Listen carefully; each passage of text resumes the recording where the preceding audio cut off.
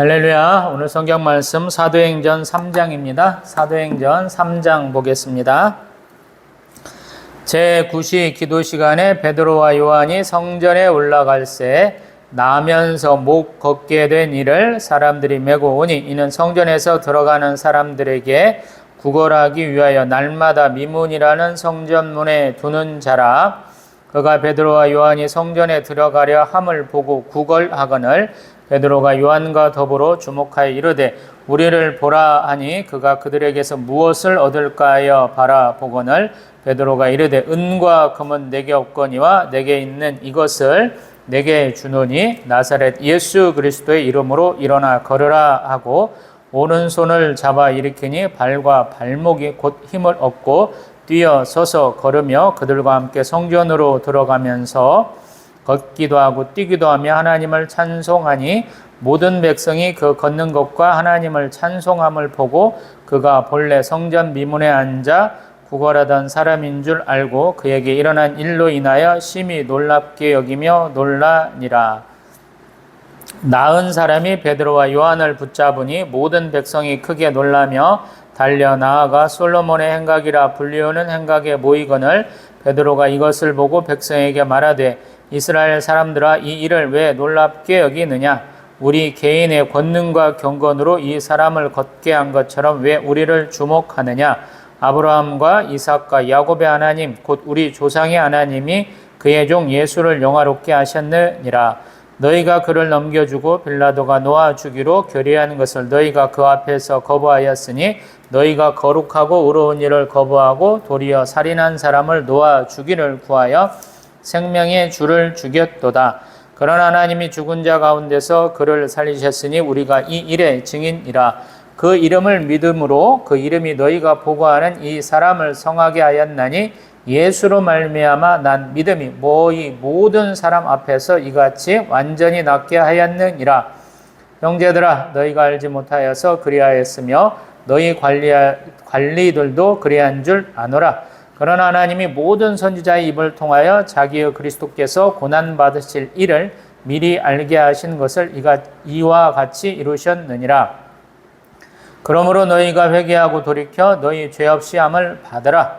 이같이 하면 새롭게 되는 날이 주 앞으로부터 이를 것이요 또 주께서 너희를 위하여 예정하신 그리스도 곧 예수를 보내시리니 하나님이 영원전부터 거룩한 선지자들의 입을 통하여 말씀하신 바 만물을 회복하실 때까지는 하늘이 마땅히 그를 받아두리라. 모세가 말하되 주 하나님이 너희를 위하여 너희 형제 가운데에서 나 같은 선지자 하나를 세울 것이니 너희가 무엇이든지 그의 모든 말을 들을 것이라. 누구든지 그 선지자의 말을 듣지 아니하는 자는 백성 중에서 멸망을 받으리라 하였고 또한 사무엘 때부터 이하 말한 모든 선지자도 이 때를 가리켜 말하였느니라. 너희는 선지자들의 자손이요 또 하나님이 너희 조상과 더불어 세우신 언약의 자손이라. 아브라함에게 이르시기를 땅 위의 모든 족속이 너희 씨로 말미암아 복을 받으리라 하셨으니 하나님이 그 종을 세워 복 주시려고 너희에게 먼저 보내사 너희로 하여금 돌이켜 각각 그 악함을 버리게 하셨느니라. 아멘. 할렐루야. 지난 시간에 우리 사도행전 2장에서는 우리 오순절 성령 강림 사건과 또 베드로 사도가 나서서 예수 그리스도의 이름으로 세례받아라 하는 말씀을 보았고 또 그날 정말로 예수님의 이름으로 세례받은 사람들이 3,000명이나 더했었고 또 이들이 우리가 얘기하는 공동체 소위 교회라는 공동체로 모이게 됨을 보았었죠. 그러고 나서 지금 사도행전 3장에 좀 새로운 내용을 우리가 보게 됩니다. 제9시 기도 시간이다 그러면 아마도 오후 한 3시쯤 이 정도 될란가 모르겠어요. 그리고 더 정확히는 예수님이 이때쯤 십자가에서 돌아가셨죠. 그때 베드로와 요한이 성전에 올라갔다라는 거. 우리가 앞에서 이제 더 지나가면 보겠지만 예루살렘 공의에서 율법 중에서 한 4가지만 지켜보자 하고 나머지를 쭉 빼는 장면을 보게 되는데 그 전까지 사실은 예수님이 말씀하신 것처럼 율법을 잘 지켜야 한다 하셨고 예수님조차도 마지막에 돌아가시면서 우리 제9시 우리 오후 제사 지내는 시간에 맞는 말씀으로 예수님 기도를 마치셨죠.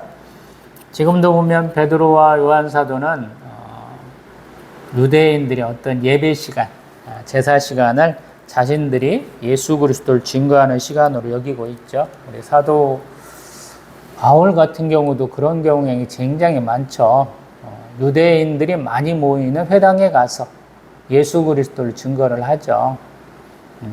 그런 경향이 여기서도 보여요. 근데 좀 특이한 것은 뭐냐면 나면서 못 걷게 된 사람, 선천적 장애를 가진 분을 어떤 사람들이 메고 와서 성전에 들어가는 사람들에게 구걸하기 위하여 미문이라는 성전문에 두었다 그래요. 미문은 아마 아름답다라는 뜻이 있는 것 같은데요. 아마 장식들이 굉장히 화려했던 것 같아요. 그런데 그곳에서 사람들이 대부분 이렇게 출입구로 쓰인다 이렇게 학자들은 얘기를 하거든요. 우리 헤롯 성전에 들어갈 때는 들어가는 문과 나오는 문이 다르다라고 그래요. 일반적인 사람들이 우리가 항상 우리 좌측보행 이런 것처럼 들어가는 순서가 있고요. 근데 자기 마음 가운데 고통이 있는 사람, 뭔가 슬픔을 겪고 있는 사람들은 다른 문으로 들어갔다 그래요. 그래서 자기의 어떤 행동을 통해서 자기의 상황도 나타내는 그런 경향이 있었다라고 그렇게 얘기를 합니다. 근데 우연찮게 이 선천적 장애를 가진 분이 베드로 사도와 요한 사도를 딱 보면서 아마 서로 이렇게 눈이 딱 마주치는 것 같아요. 소위 말해서 아이 컨택이 된 것 같아요. 그러다 보니까 먼저 가서 이렇게 말을 거는 것 같은 생각이 들어요. 우리도 사람의 눈을 보면서 얘기하라 그러잖아요. 예전에는 그렇지 않습니다만 우리 서양 사람들하고 많이 교제하다 보니까 우리가 눈을 보면서 말해야 돼 이렇게 얘기하잖아요. 우리 예전에 보면 군사 독재 시절에 한미 무역 협정 맺는다 무슨 협정 맺는다 그러면 우리 대표팀 사람들하고 미국 정부 측 대표팀 사람들하고 이렇게 얘기를 하다 보면 우리 식사 시간에는 말 없이 조용히 밥 먹어야 되는데 우리 미국 사람들은 그런 식사 예절이 아니었던 것 같아요. 말도 안 하고 밥만 먹는다고 그래서 그것이 책 잡혀갖고 어떤 때는 굉장히 좀 손해를 많이 봤다 이런 경우도 있더라고요. 지금 서양 사람들이 어떤 당연한 관습, 우리 그냥 상식에 의해서 이렇게 눈이 마주쳐가지고 베드로와 요한 사도에게 구걸했다라고 그래요. 근데 가만히 보면 이 사람도 조금 특이한 사람인 것 같아요. 왜? 베드로 사도하고 요한 사도가 좀 제대로 옷을 입었을까요? 라는 생각을 좀 해봐야 될 것 같아요. 가만히 보면 우리 베드로 사도가 하는 말이 나는 무일푼이야 이 얘기를 하거든요. 사실은. 그렇다 보면 옷도 그렇게 좋은 편이 아니었을 것 같다라는 거예요. 자기 고향 땅 떠나왔고 예수님한테 말씀드릴 때도 우리 집과 재산을 다 바쳤다 이런 식으로 얘기를 하잖아요. 그러다 보니까 갈릴리에서는 배도 가지고 있고 나름 부자로 살았을 것 같은데 회장 근처에 집도 있고 아마 그것들을 다 처분해 가지고 굉장히 쪼들릴 것 같은데 그런 그 두 분을 보면서도 구걸했다라는 거예요. 아마 이게 흔히 말하는 우연을 가정한 필연인 것 같아요. 어떤 사람이 나에게 돈을 줄 것인지 알아보는 어떤 필살기가 있었던 것이 아닌가 이런 생각이 들어요. 우리도 가만히 보면 어떤 사람한테 길도 물어봐야 되고 시간도 물어봐야 되고 핸드폰 안 갖고 갔으면 잠깐 통화 좀 할 수 있게 핸드폰 좀 빌려주면 안 돼? 이런 걸 해야 되잖아요. 그때 들어줄 만한 사람을 이렇게 살피지 않습니까? 이 거지는 지금 그러한 일생일대의 어떤 좋은 기회를 만난 것 같아요. 베드로 사도는 요한과 더불어 주목하여 이렇게 보았다라는 거예요. 그러면서 우리를 보라라는 거예요. 처음엔 아이 컨택 되고 소리도 들었고 그러는데 더 자세히 봐봐라고 얘기한다라는 거예요.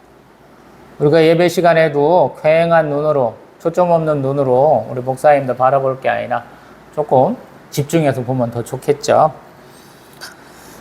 그 사람이 이렇게 바라보라 그러니까 무엇을 얻을까요? 집중해서 바라본다라는 거예요. 근데 베드로 사도가 하는 말은 좀 뜻밖이에요. 뭐라고 그러셨냐면 은과 금은 내게 없다. 내게 있는 것을 내게 주겠다라고 그래요. 아니 구걸하는 사람의 은과 금이 없다는 것은 나 돈이 없어. 근데 내가 있는 걸 너에게 줄게 라고 얘기한다는 것이거든요. 아마 이 구걸하시는 분은 좀 마음이 좀 안 좋았을 것 같아요. 좀 짠했을 것 같아요. 왜냐하면 니들 뭐야? 거지야? 왜 나한테 돈도 없다고 그러면서 왜 나를 바라보라 라고 그러는 거야. 그리고 뭐 주겠다는 거야? 라고 봤을 것 같은데 무엇을 주냐면 나사렛 예수 그리스도의 이름으로 일어나 걸으라. 아멘. 참 이상한 얘기죠. 돈 좀 줘 그러는데 나사렛 예수 그리스도의 이름으로 걸으라 라는 거예요. 그리고 손을 내밀어 가지고 딱 오른손 잡아서 일으켰다라는 거예요. 이게 선천적 장애를 가진 구걸하시는 분의 의지예요. 손을 내밀었는데 그 손을 잡았다라는 거거든요. 돈 좀 주세요 라고 이렇게 하고 있을 텐데 돈이 아니고 나사렛 예수 그리스도의 이름으로 일어나 걸으라 했다는 거예요. 근데 그 손을 딱 보니까 이분이 어떤 감동이 왔는가 봐요. 그 손을 딱 잡아서 일어나니까 기적 같은 일이 일어나요. 우리 실제로 보니까 발과 발목이 곧 힘을 얻고, 아멘. 소위 말해서 소아마비쯤 되시는 것 같아요. 발과 발목이 힘을 얻었다 그래요. 쉽지 않은 거죠. 선천적이다고 그러잖아요. 제대로 발육이 안 됐을 수도 있고 처음부터 꺾일 수도 있고. 근데 그 발과 발목이 힘을 얻었다라는 너무 대단한 거죠. 그 선천적 장애를 이겨내기 위해서 얼마나 많이 노력했어요. 부모도 많이 노력하고 자신도 많이 하나님 앞에 기도하고 그리고 그것들이 안 이루어짐에도 불구하고 어쩔 수 없이 생계의 수단인지는 모르겠지만 성전 문 앞에서 이렇게 구걸하는 것이잖아요. 그에게 돈 대신 예수 그리스도의 이름을 믿고 한번 일어나 볼래? 라는 제안이 왔기 때문에 그거 한번 해본 것 같아요. 얼마나 좋은 선물을 받았든지 은혜를 받았든지 8절에 뛰어서서 걸으며 뛰어서서 걸었다. 굉장히 즉각적인 치유죠. 구걸할 정도면 다른 사람들이 대단할 정도면 그렇게 적은 나이는 아닐 텐데 그 사람이 선천적 장애를 이기는 데는 잠깐이었다라는 거예요. 오른손 잡은 데 일어나 보니까 다리가 펴지고 힘이 생겨서 뛰어서서 걸었다라는 거예요. 뛰기까지 했다는 거예요. 얼마나 대단한 겁니까? 그러면서 성전에 들어가면서 걷기도 하고 뛰기도 하며 하나님을 찬송하였다. 아멘. 너무 감사한 거예요. 뛰기도 하고 걷기도 했다. 성전까지 들어가 본 거예요. 본인 힘으로는 못 들어가 본 거예요, 여태까지. 대단한 거죠. 그리고 모든 백성이 그 사람이 누군지 다 알잖아요. 자주 다니던 사람들은. 그 사람이 걷는 것과 하나님을 찬송하는 것을 보고 그 사람 언제 맨날 성전 민문에 앉아서 구걸하던 사람이었잖아. 그러면서 굉장히 놀라고 놀랐다라는 얘기. 이게 좀 대단해요. 우리 신약에서는 선천적 질병을 고친 경우가 그렇게 많지 않습니다. 우리 요한복음 9장에서는 날 때부터 맹인된 사람이 있었어요. 이 사람이 예수 그리스도의 그 치유하심으로 온전히 깨끗하게 나았죠. 그리고 이 사람이 자기 부모도 자기를 버리는 것을 경험한 사람이에요. 우리 공의에 나가서 네가 예수 그리스도를 아느냐? 네가 믿느냐라는 추궁을 당했을 때 나 믿습니다 라고 한 사람이에요. 가만히 생각해 보면 성경 전체 중에서 예수 그리스도를 첫 번째 출교를 당한 사람이에요. 대단한 사람이거든요. 예수님을 능력의 하나님으로 예수님의 치유하심을 가장 먼저 아니면 가장 강력하게 증거하는 사람이에요. 이 사람이. 그리고 그러한 사람한테 일어난 치유가 비슷하게 베드로 사도와 요한 사도에게도 일어났다라고 말할 수 있는 거거든요. 제자들이 예수 그리스도 따라다니면서 가장 닮고 싶었던 게 뭘까요? 라는 거. 우리 엘리야 선지자와 엘리사 선지자의 관계를 보면 되죠. 엘리야 선지자가 엘리사 선지자를 기름 부었어요. 하나님께서는 하사엘 예후 엘리사에게 기름 부어라 그러는데 엘리야 선지자는 실제로 엘리사 선지자에게만 기름 부었죠. 엘리사 선지자가 가장 따라다니면서 종으로서 가장 꿈꿨던 것은 엘리야 선지자의 그 능력이잖아요. 권능을 받고 싶어 했잖아요.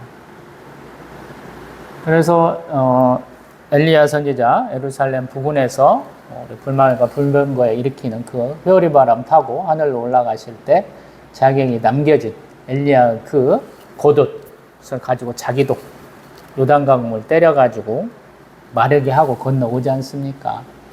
그래서 다른 선지 학교의 제자들이 엘리사를 인정을 하잖아요. 또한 가만히 보면 이 베드로 사도를 비롯한 12사도들도 예수님과 다니면서 그가 말씀을 가르치시고 또 질병을 치유하시고 제자 양육하는 모습들을 보셨죠. 그러면 예수 그리스도를 증거하라라는 큰 사역 밑에 이 세 가지가 같이 따라오게 되겠죠. 제자들도 똑같이 예수 그리스도의 그 권능을 받아서 말씀도 좀 선포해보고 싶고 또 병도 치유해보고 싶고 예수님께서 요한복음에는 제자를 위해서 기도하시는 17장의 내용도 있으니까 자기들도 그렇게 제자들 양육해보고 싶을 거 아니에요. 지금 그러한 일을 행한 거예요. 베드로 사도에 의해서 첫 번째 치유사역이 이루어졌다라고 그러는데 그 치유사역이 이렇게 너무 어마어마하게 이루어진 거죠. 선천적 장애를 지키는 거예요. 치유하는 거예요. 쉽지 않은 거죠. 후천적 장애는 뭔가 원인이 있어서 생겼다가 다시 고쳐질 수 있겠다 할 수 있지만 선천적 장애는 태어날 때부터 하나님 그렇게 만드신 것 같잖아요. 근데 그거를 고쳤다라는 장면이거든요. 너무 대단한 거죠. 이 선천적 장애를 갖고 계셨고 구걸했던 이분도 끝내지만 베드로 사도와 요한도 굉장히 놀랐을 것이다 라는 생각이 들어요. 근데 그는 이러한 기회를, 이러한 사건을, 이러한 축복을 무엇으로 이어가냐면 베드로사는 말씀으로 이어를 가요. 제가 지난 시간에도 사도행전 2장에 오순절 성령 강림 사건은 마가의 다락방에서 일어난 것 같지 않다라는 얘기를 말씀드려봤죠. 왜? 15개국 언어로 말하는 것을 사람들이 들으려면 다락방에서만 할 수 있겠느냐라는 거예요. 적어도 성령 강림 사건이 일어났다면 밖에 나와서 사람들이 증거했거나 아니면 사람들이 많이 다니는 곳에서 했지 않았을까? 그래서 사실은 저는 마가오 다락방보다는 예수님이 자주 다니시던 곳 솔로몬 행각 정도 지금 예상을 한다라고 말씀드려봤잖아요. 개인적인 의견이지만 여기도 마찬가지거든요. 왜 베드로 사도와 요한 사도가 제9시 기도 시간 오후 제사 시간에 갔을까요? 그러면 그 사이에 사람들이 많이 모이니까 누군가는 제사도 드리고 헌금도 하고 그러겠지만 어느 한 곳에 많이 모일 것 아니에요. 그곳에 가서 지금 베드로 사도가 하려는 것이고 그것을 동일하게 이어갔다라는 것이거든요. 우리가 지금 수요일에는 에스더서를 보고 있죠. 모르드게는 어떻게 합니까? 자기 민족이 하만에 의해서 왕에게 고발당하고 다 죽임당할 수 있는 환경 가운데서 성전은 아니지만 왕궁 앞에서 무릎 꿇고 있잖아요. 왜 예루살렘 성전을 향해서 기도하지 않는가는 모르겠어요. 근데 그가 예전에 왕의 살해 시도를 이렇게 고발한 것에 의해서 아무 상도 받지 못했기 때문에 그가 하루 몇 시간 정도 되겠죠. 왕의 옷을 입고 왕의 말을 타고 길을 따라가면서 이렇게 사람들한테 자기의 존재를 각일시킬 수 있는 그런 기회를 가졌음에도 불구하고 다시 그 행사가 끝나니까 왕궁 앞에 가서 엎드렸죠. 그의 모습으로 돌아가잖아요. 베드로 사도도 마찬가지예요. 요것을 막 이어가지고 야, 다 나와. 오늘은 좀 하나님이 축복하신 날인가 봐. 예수 그리스도의 이름으로 우리 병 한번 치유 되게 한번 바라보자. 치유 집회 하겠다. 부흥성이 하겠다. 이렇게 하지 않잖아요. 자기가 하던 걸로 하는 거예요. 말씀을 선포하러 가는 거예요. 가서 오늘 말씀의 선포의 주제가 뭐냐면 이 선천적 장애를 가진 사람이 치유받은 것은 누구로 말미암는 것이냐라는 거예요. 예수 그리스도로 말미암았다라고 얘기를 하는 거예요. 다 그렇게 얘기를 하잖아요. 베드로 사도는 참 그래서 사도들이 대단한 거예요. 예수 그리스도로 집중해서 선포를 하시거든요. 예수님 어떤 사역하셨느냐라는 거예요. 그래서 11절 사람들이 솔로몬 행각에 많이 모였다라고 얘기하잖아요. 여기가 사람들이 많이 모여서 교제하는 곳이에요. 쉽게 말하면 말씀도 듣고 누가 얘기하는 것도 듣고 교제도 하고 그런 곳이에요. 쉽게 말하면 베드로 사도가 12절부터 얘기하죠. 왜 놀랍게 여기냐? 우리 개인의 권능과 경건으로 이 사람들 걷게 한 것이 아니다라고 얘기를 해요. 이게 항상 선지자나 우리 사도들이나 우리 주의 천사들이 하는 얘기예요. 그 능력이 누구로부터 말미암았느냐라는 거예요. 나는 그냥 하나님이 쓰신 도구예요. 수단의 역할에 불과했어요. 라는 얘기를 하는 것이거든요. 그 얘기를 동일하게 합니다. 그래서 우리 13절 아브라함, 이삭, 야곱의 하나님, 우리 조상의 하나님이 예수를 영화롭게 하셨다. 근데 너희들 어떻게 했느냐라고 따지는 거죠. 13절에 너희가 그를 넘겨주고 빌라조가 놓아주기로 결의한 것을 너희가 그 앞에서 거부하였다. 익숙한 내용이죠. 우리 사도행전 2장에서도 이러한 우리 베드로 사도의 비난에 많은 사람들이 마음 아파했죠.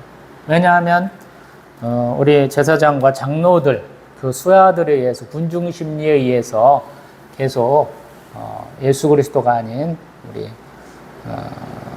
죽기로 예정된 사람만 살리자라고 얘기했기 때문에 그렇죠.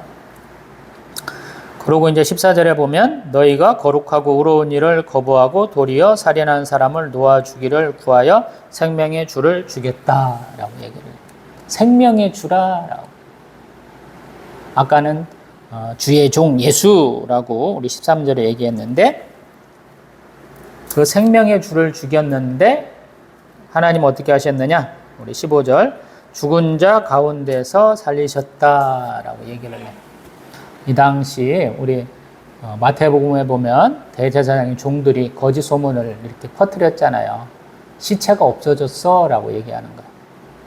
부활하신 예수 그리스도를 이 사람들이 인정하지 않고 믿지도 않은 상태거든요. 그래서 그 얘기를 계속 해주는 거예요. 우리는 예수 그리스도가 부활한 것을 증인하는 사람들이야 라고 계속 얘기를 해주는 거예요.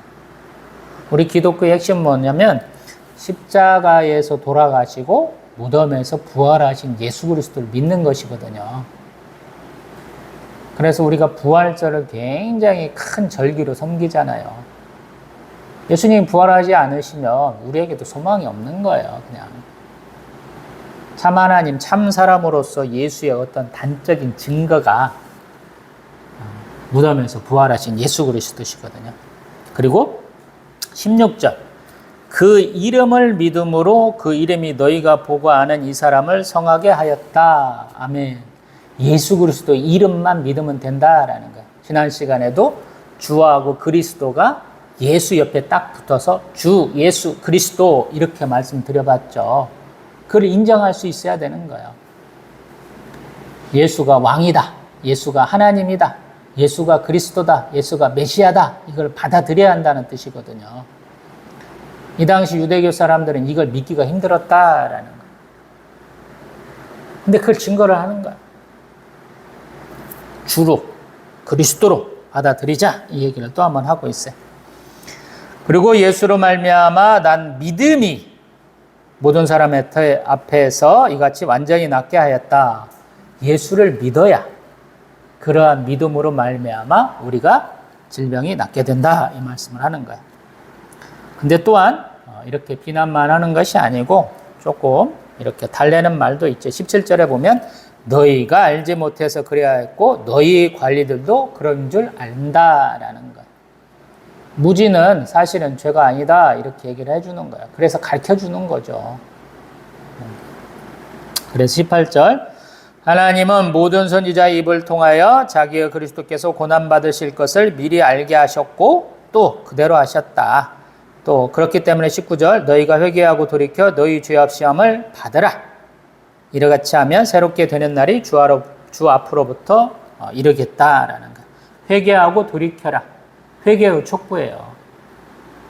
우리는 항상 저도 전도를 이상하게 했습니다만 축복받는다 이렇게 얘기했죠. 사실은 회개해야 돼요. 우리 기독교의 어떤 교리의 핵심은 회개에 있어요. 예수 그리스도 앞에 우리의 죄를 자복해야 되는 거예요. 그 예수님이 우리의 죄를 담당하셨다 이런 고백을 할 수 있어야 된다라는 거예요.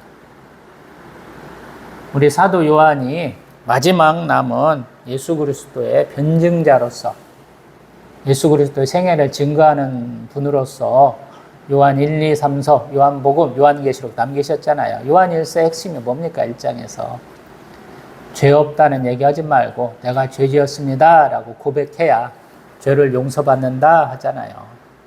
이게 핵심이에요. 그래서 어려운 거예요. 나같이 착하게 산 사람 나와봐 라고 하는 사람들이 참 많거든, 대한민국에. 근데 가만히 따져보면 죄 지은 게 많아요. 우리 기독교의 입문에서 성령 하나님이 나에게 나의 삶을 돌아볼 기회를 주시잖아요. 보면은 죄 지은 게 한두 개가 아니에요. 이 창조주 하나님이 나에게 이렇게 기쁘고 즐겁게 살 수 있는 환경들을 조성했는데 이 환경에 좋은 영향을 끼친 게 아니고 나쁜 짓 많이 한 것을 하나님이 깨닫게 하시거든요. 어떤 때는 그냥 조그마한 거 하나도 깨닫게 하셔요. 욕한 거, 침 뱉은 거, 돌멩이 하나 던져서 뭔 잘못한 것까지 다 기억나게 하시거든요. 그 다음에 우리 20절 주께서 너희를 위하여 예정하신 그리스도 예수를 보내시겠다. 아멘. 재림을 또 얘기를 해요. 예수님 하늘에 올라가셨다며, 부활하시고 승천하셨다며, 그러면 이제 안 오시는 거 아니야? 아니에요. 재림을 얘기를 합니다. 그리고 예수 그리스도에 이어서 우리에게 보내주신 성령 하나님을 얘기를 하거든요. 요한복음 15장, 16장이 그걸 얘기를 해요. 발출이라고. 우리 신학적으로는 조금 어려운 얘기를 하는데, 우리 하나님과 예수로부터 성령이 오신다, 이런 표현을 하거든요. 그래서 예수님이 다시 오시는 거예요.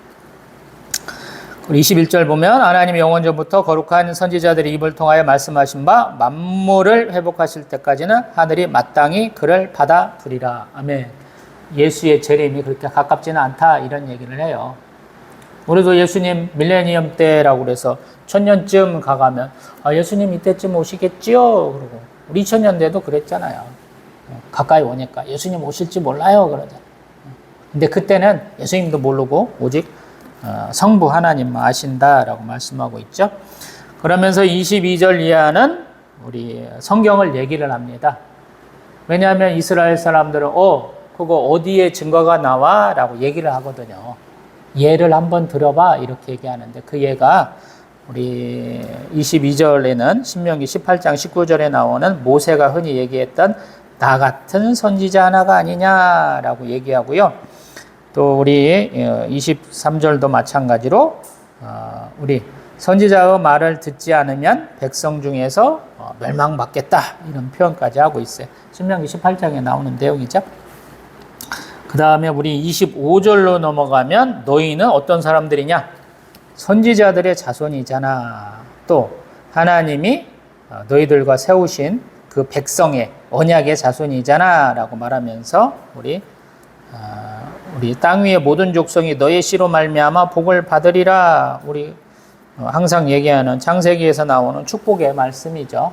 아브라함과 이삭과 야곱 이런 사람들에게 주어지는 축복의 말씀이고요. 또 26절에 보면 하나님이 그 종을 세워 복주시려고 너희에게 먼저 보내사 너희로 하여금 돌이켜 각각 그 악함을 버리게 하셨다.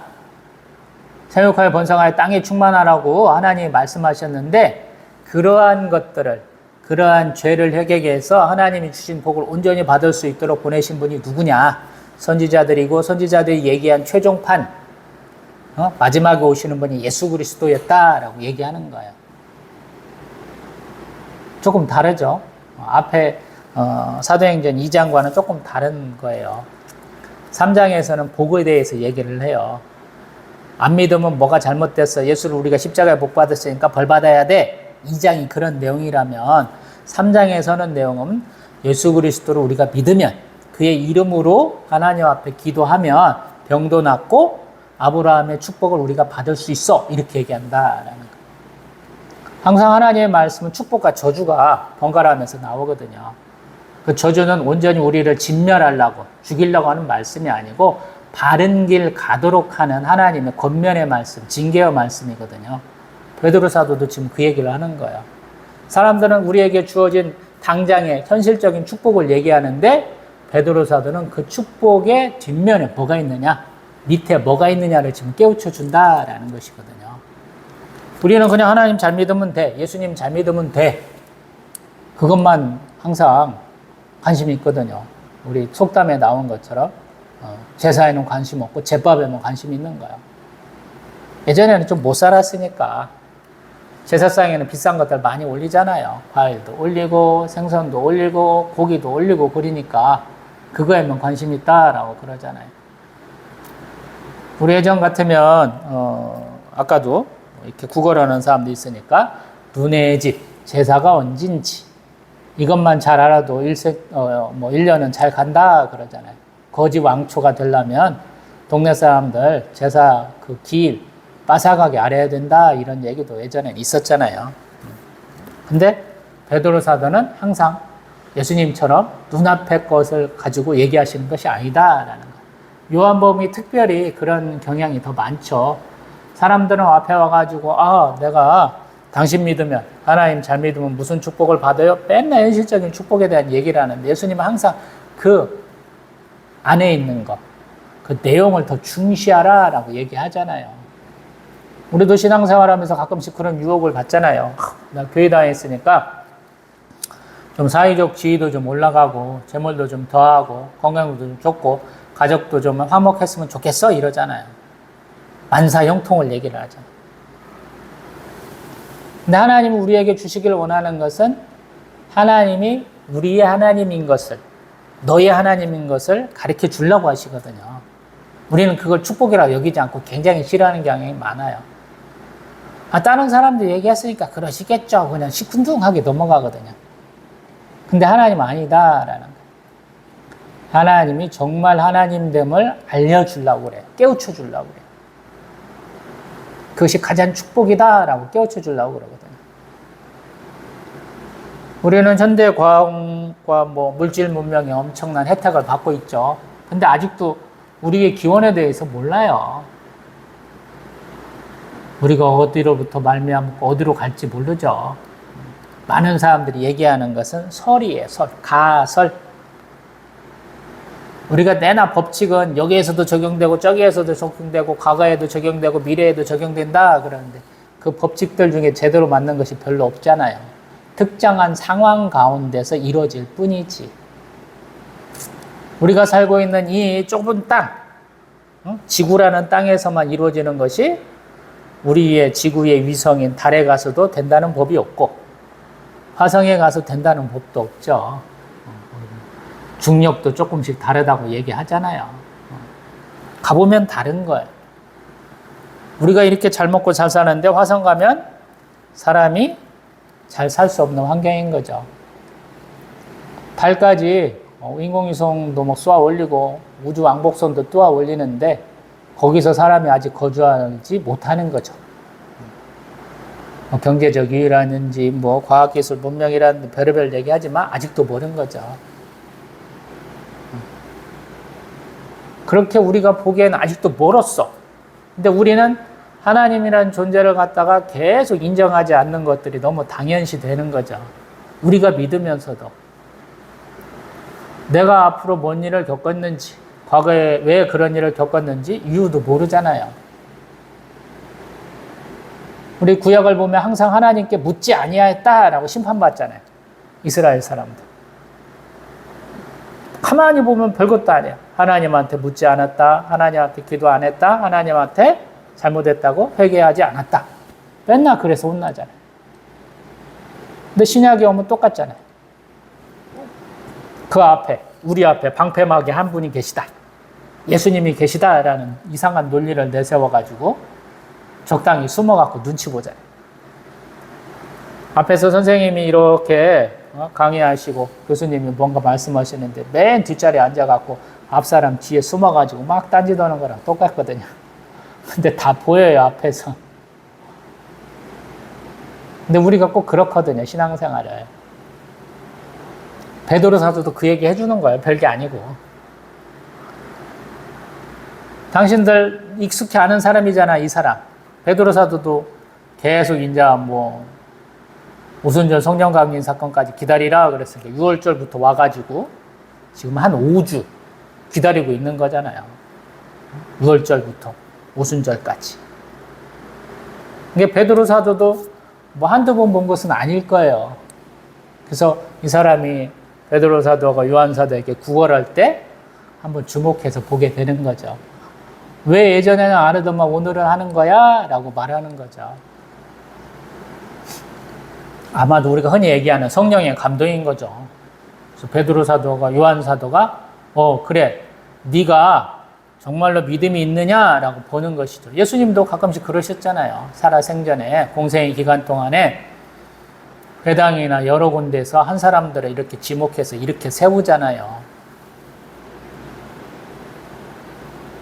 많은 군중 앞에 그들을 세우잖아요. 불러 모으시고. 왜 그렇게 계시냐라는 거. 믿음이 있어야 되는 거. 그 믿음이라는 것은 어떻게 보면 하나님이 주신 선물이고 축복이에요. 근데 한편으로는 그게 한순간만에 되는 것은 아니다라는 거. 쭉 같은 소망을 갖고 있어야 돼요. 구약이 그래요. 한 사람 한 사람 주인공으로 내세우시는 분들이 우리가 볼 때는 그냥 어느 날 갑자기 막 쑥 믿음이 막 솟아난 게 아니고 긴 시간 하나님 앞에 기도하고 하나님을 생각하고 그래서 하나님이 때에 맞춰서 그를 앞에 세우시는 거거든요. 오늘도 그런 사람들이 얘기해요. 지난 시간에도 15개국으로 하나님 나라의 새 일을 듣는다 하는 사람들도 그런 소망이 있었겠다라는 얘기를 제가 잠깐 해봤잖아요. 오늘도 마찬가지. 하나님의 역사, 하나님의 이적과 표적과 기사는 그런 사람에게 일어나는 것이거든요. 오늘도 마찬가지입니다. 어제와 똑같고 내일과 똑같을 그 하루에 이 선천적 장애를 가진 분은 베드로 사도와 요한 사도를 똑 찌워서 제가 볼 때는 돈도 없는 사람들, 지나가는 흔한 사람들, 혹시나 하는 마음으로 이렇게 했지만 은과 금은 없는데 예수 그리스도의 이름으로 일어나 걸으라 하고 오른손 내미니까 후딱 잡았다. 이게 중요해요. 하나님은 우리에게 손 내미시는 하나님이거든요. 그 손을 잡아야 돼요. 많은 분들이 그걸 몰라요. 하나님은 언제 나에게 손을 내미실까 이걸 모르거든요. 그래서 자신 없으면 제가 항상 하는 말이 이거예요. 손 내밀고 있으라고. 하나님이 나를 자신의 도구로 쓸 수 있도록 손을 내밀라라고 제가 그러거든요. 조금 다른 얘기입니다만은 우리 바울 사도는 남자들은 손을 들어서 하나님께 기도하라 그래요. 남자들이 하도 기도 안 하는가 봐요. 손 들어서 기도해라고.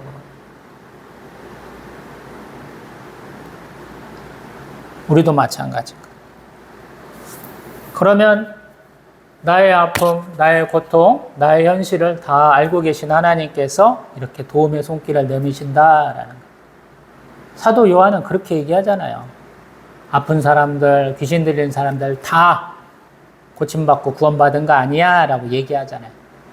하나님이 쓰실라는 사람만 예수 그리스도에서 고침받았다. 이게 요한복음의 마지막에서 언급하는 내용이잖아요.